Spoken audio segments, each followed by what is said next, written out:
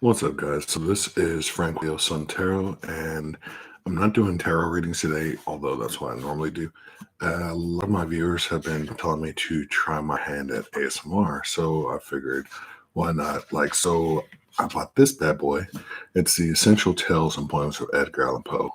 I love Edgar Allan Poe. So what I'm going to do is I'm going to read it two different ways. I'm going to read it regular, and then I guess I'll read ASMR, and I need y'all's help to tell me which way do y'all like better. If y'all like me just reading normal, or if you liked the me whispering part, because I don't know. I don't really do ASMR. I actually had to look it up to see what it was. So with that being said, I will read it normal, and then I'll go back and I'll read it ASMR. So, and I'll timestamp it. Y'all let me know what you think. Let me know which version you like, and I will start doing more readings for the channel for that. So, with that being said, hopefully I can do this. All right. This is Edgar Allan Poe, The Raven. So, once upon a midnight jury, while I pondered, weak and weary, over many a quaint and curious volume of forgotten lore, while I nodded, nearly napping, suddenly there came a tapping, as of someone gently rapping at my chamber door. "'Tis a visitor," I muttered, tapping at my chamber door. Only this, and nothing more. Distinctly I remember, it was in the bleak December, and each separate dying ember wrought its ghost upon the floor. Eagerly I wished the morrow, vainly had sought to borrow from my books surcease of sorrow, sorrow for the lost Lenore, for the rare and radiant maiden, whom the angels named Lenore, nameless here, forevermore. And and the silken, sad, uncertain rustling of each purple curtain thrilled me, filled me with fantastic terrors never felt before. So that now, to still the beating of my heart, I stood repeating, "'Tis some visitor entreating entrance at my chamber door. Some late visitor entreating entrance at my chamber door. This is it, and nothing more." Presently, my soul grew stronger, hesitating then no longer. "Sir," said I, "or madam, truly your forgiveness I implore. But the fact is, I was napping, and so gently you came rapping, and so faintly you came tapping at my chamber door, that I scarce was sure I heard you. Here open wide the door. Darkness there, and nothing more." Deep into that darkness peering, long I stood there wondering, fearing, doubting, dreaming dreams no mortal ever dared to dream before. But the silence was unbroken, and the stillness gave no token, and the only word there spoken was a whispered word, "Lenore." This I whispered, and the echo murmured back the word, "Lenore." Merely this, and nothing more. Back into the chamber turning, all my soul within me burning. Soon again I heard a tapping, something louder than before. "Surely," said I, "surely that is something at my window lattice. Let me see, then, what there at it is." And this mystery explorer, let my heart be still a moment, and this mystery explorer, 'tis the wind, and nothing more. Open here I flung the shutter, when within many a flirt and flutter, and there stepped a stately raven of the saintly days of yore. Not the least obese it made him, not a minute stopped or stayed he, but with mind of lord and lady perched above my chamber door, perched upon a bust of Pallas, just above my chamber door, perched and sat, and nothing more. Then this ebony bird beguiling my sad fancy into smiling, by the grave and stern decorum of the countenance it wore. "Though thy crest be shorn and shaven, thou," I said, "art sure no craven, ghastly grim and ancient raven wandering from the nightly shore. Tell me what thy lordly name is on this nice Plutonian shore." Quoth the raven, "Nevermore."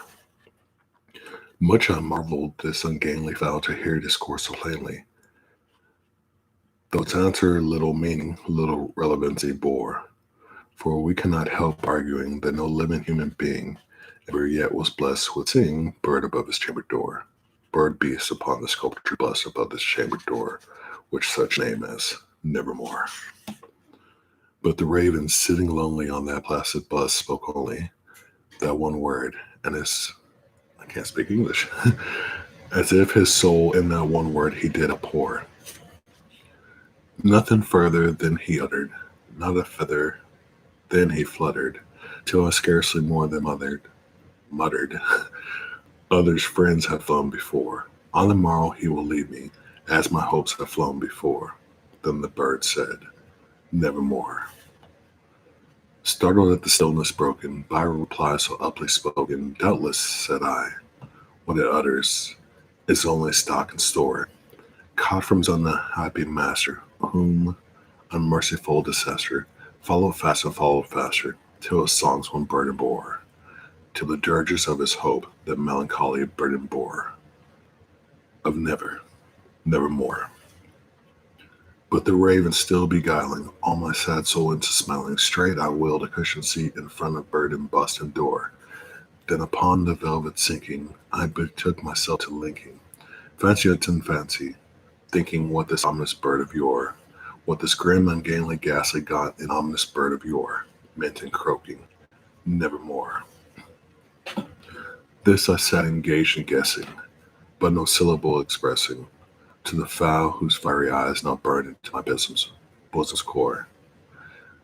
This and more I sat divining, with my head at ease reclining, on the cushion's velvet lining with the lamplight gloated o'er, but whose velvet violet lining with the lamplight gloated o'er, she shall press on nevermore.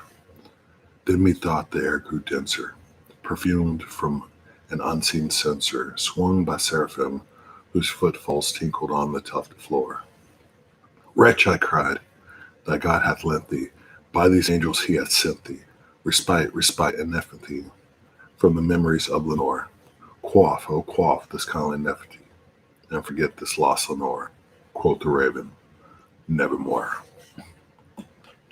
Prophet, said I, thing of evil, prophet still of bird or devil, whether tempter sent or whether tempest tossed thee here ashore, desolate yet all undaunting, on this desert land enchanted, on this home by horror haunted, tell me truly, I implore, is there balm in Gilead? Tell me, I implore, quoth the raven, nevermore. Prophet, said I, thing of evil, prophet still of bird or devil, by the heaven that bends above us, by that God we both adore, tell the soul with sorrow laden, if within the distant Aden, if shall clasp a saint and maiden, whom the angels name Lenore, clasp a rare and radiant maiden, whom the angels name Lenore, quoth the raven, nevermore. Be that word of or sign of parting, bird or fiend, I shrieked, upstarting, get thee back into the tempest and the night's Plutonian shore, leave no black plume as a token of that lie that thy soul hath spoken, leave my loneliness unbroken, quit the bust above my door, take thy beak from out my heart and take thy form from off my door, quoth the raven, nevermore. And the raven, never flitting, still sitting, on the pallid bust of Pallas just above my chamber door, and his eyes have all the seeming of a demon that is dreaming, and the lamplight o'er him streaming throws a shadow on the floor, and my soul, from out that shadow that lies floating on the floor, shall be lifted nevermore. All right, so that's that part, and yes, I know I suck. Kind of mess some of the words up, so now let's try the ASMR style. And like I said, y'all let me know which one y'all like better, and I will do more videos like that. And hopefully I can speak English better. So, Edgar Allan Poe, The Raven. Once upon a midnight dream, while I pondered, weak and weary, over many a quaint and curious volume of forgotten lore, while I nodded, nearly napping, suddenly there came a tapping, as of someone gently rapping at my chamber door. 'Tis a visitor, I muttered, tapping at my chamber door. Only this, and nothing more. All distinctly, I remember it was in the bleak December, and each separate dying ember wrought his ghost upon the floor.